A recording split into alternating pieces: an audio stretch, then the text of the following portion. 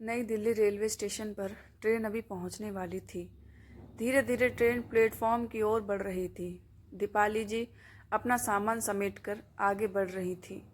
तभी उनके बेटे अक्षित ने उन्हें रोका। माँ, आप रुको, सामान मुझे दे दो।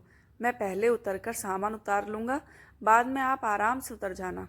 ठीक है बेटा, लेकिन संभल कर, गाड़ी पूरी तरह रुक जाए तभी निकलना, दीपाली जी ने हिदायत देते हुए कहा।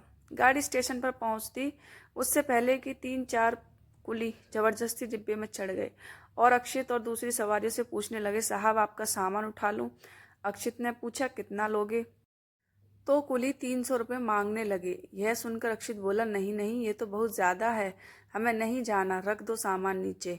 बात करते करते प्लेटफॉर्म आ गया। अक्षित और दीपाली जी नीचे उतर गए। वह कुली अब भी उनका सामान उठाने की कोशिश कर रहा था। अक्षित उससे पैसे कम करने के लिए कह रहा था। इसी बीच दीपाली जी की नज़र दूर खड़े एक बूढ़े कुली की ओर गई। वह आती जाती सवारियों को एक आस से देख रहा था। दीपाली जी ने उसे इशारा से बुलाया, लेकिन वह नहीं आया तो दीपाली जी खुद उसके पास पहुंच गई। अरे, मैं तुम्हें सामान उठाने के लिए बुला रही थी, तुम आए नहीं, चलना नहीं है क्या? बूढ़ा कुली इधर उधर देखकर बोला, मेम साहब, ये जो कुली हैं ये भागकर ट्रेन में चढ़ जाते हैं। मैं चलती ट्रेन में चढ़ नहीं पाता। ऊपर से जिस सवारी को ये लेकर आते हैं उससे कोई दूसरा कुली बात करे तो ये उसे मारते हैं, इसीलिए मैं आपसे बच रहा था। दीपाली जी को उस बूढ़े कुली पर दया आ गई। उन्होंने अक्षित के पास जाकर कहा, अक्षित, हमें कुली नहीं चाहिए, इतने पैसे देने से अच्छा है अपना सामान खुद ले चलें। यह सुनकर दोनों कुली गुस्सा होते हुए दूसरे पैसेंजर से बात करने चले गए। कुछ देर में सामान उठाकर बाहर की ओर चल दिए। तभी दीपाली जी उस बूढ़े कुली के पास गई और बोली, वो दोनों चले गए हैं, आप बताइए इतने सामान का कितना पैसा लेंगे? बूढ़े कुली की आंखों में आंसू छलक आए। वह बोला, मेम साहब, जो चाहे दे दीजिएगा, मुझे बूढ़ा समझकर कोई सामान नहीं उठाने देता। तभी अक्षित आ गया। माँ, ये सामान उठा भी पाएगा? आप भी बेकार के चक्कर में पड़ गई। अच्छा भला 200 रुपये में तय हो रहा था। दीपाली जी ने कहा, कुछ सामान ये उठा लेंगे, कुछ हम उठा लेंगे। अक्षित ने सामान उठाने में मदद की। बूढ़ा कुली 2 सूटकेस लेकर धीरे धीरे आगे बढ़ने लगा। अक्षित पीछे माँ से बोला, माँ, ये तो बहुत देर में पहुँचेगा। वो दोनों अच्छे से सामान पहुँचा देते। यह सुनकर दीपाली जी बोली, बेटा, कभी कभी किसी की मदद के लिए कुछ कष्ट उठाना पड़े तो उठा लेना चाहिए। ये बता रहे थे, इन्हें यही सोचकर कोई काम नहीं देता, पता नहीं क्या मजबूरी होगी तो इतनी उम्र में इतना भारी काम कर रहे हैं। धीरे धीरे वह बाहर टैक्सी स्टैंड तक पहुंच गए। अक्षित ने पूछा, बाबा कितने पैसे हुए? यह सुनकर बूढ़ा कुली बोला, साहब, जो ठीक समझो दे दो। यह सुनकर अक्षित ने दीपाली जी की ओर देखा। दीपाली जी ने इशारे से 300 रुपये देने को कहा।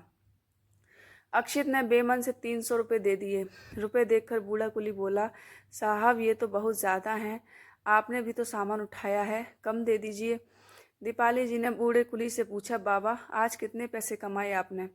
तब बूढ़ा कुली बोला, मेम साहब, बस एक ही सवारी मिली थी, 100 रुपये कमाए हैं।